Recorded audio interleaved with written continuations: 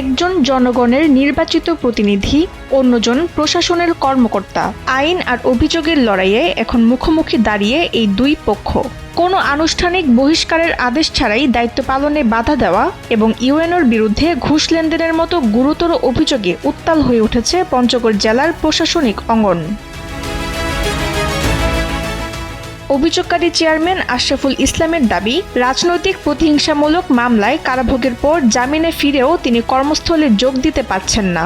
মৌখিকভাবে তাকে পরিষদে বসতে নিষেধ করেছেন ইউএনও। এমনকি টিসিবি ও ভিজিএফ চাল বিতরণের মতো গুরুত্বপূর্ণ কাজেও তাকে এড়িয়ে যাওয়া হচ্ছে। প্রমাণ হিসেবে গণমাধ্যম কর্মীদের হাতে তুলে দিয়েছেন কিছু অডিও ভিডিও রেকর্ড।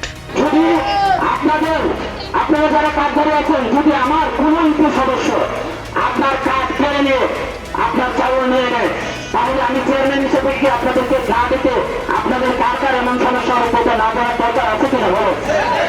তাহলে এটার প্রমাণ দেওয়ার দরকার আছে। আমি এখন প্রমাণ দেবো যে আমার ইউনিয়নের কাজ ধরে কাজ কেড়ে নিয়ে মেম্বার চাউল নিয়ে নেওয়া হচ্ছে। এই চাউল নেওয়ার উদ্দেশ্য কি এবং এটা কারণটা কি, এটার সাউন্ড সহ আপনারা শুনেন, ভিডিওটা সহ। ঘটনাটি পঞ্চগড়ের তেঁতুলিয়া উপজেলার শালবাহান হাট ইউনিয়ন পরিষদ প্রাঙ্গণে শত শত মানুষের উপস্থিতিতে উপজেলা নির্বাহী কর্মকর্তা আফরোজ শাহিন খসরুর বিরুদ্ধে ক্ষোভ প্রকাশ করেন চেয়ারম্যান আশরাফুল ইসলাম।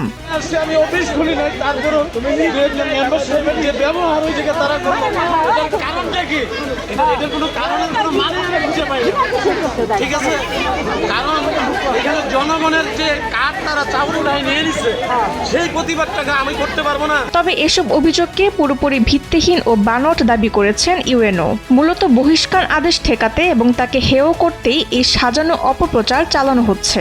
অভিযোগ প্রমাণ করতে না পারলে তার বিরুদ্ধে আইনি ব্যবস্থা নেওয়া হবে বলে জানান তিনি। দুর্যোগ ত্রাণ মন্ত্রণালয়ের অধিদপ্তর থেকে এটার বিষয়ে তদন্ত হয়ে গেছে। এই ভিডিওটা সম্ভবত এখানেও আছে। সেখানে আমার কোনো সংশ্লিষ্টতা ছিল না, আমাকে তারা নোটিশও করে না। এই বিষয়ে ওটা উদ্দেশ্য প্রণোদিতভাবে আমার নামটা দিছে। যদি উনি কোনো প্রুফ না দিতে পারে, যদি অপর প্রান্তের ব্যক্তি আমি, এটা তো আমার মানহানি হয়েছে, আমি তো এটা নিয়ে অ্যাকশনে যাব। এদিকে এলাকাবাসীর স্পষ্ট দাবি, চেয়ারম্যান আশরাফুল ইসলাম তাদের সুখ দুঃখের অকৃত্রিম বন্ধু। বিপদে আপদে তিনি সর্বদা পাশে থাকেন, এমনকি নিজের সম্মান ও সময় বিসর্জন দিয়ে সাধারণ মানুষের সেবা করেন।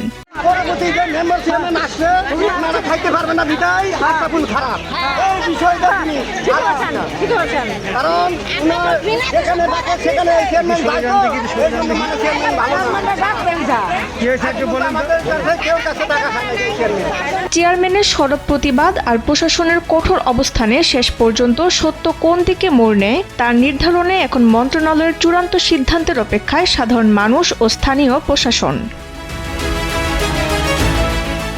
পঞ্চগড় থেকে প্রতিনিধি এসকে দোয়েলের পাঠানো তথ্যচিত্রে ডেস্ক রিপোর্ট তাসনিম হোসেন লিয়া।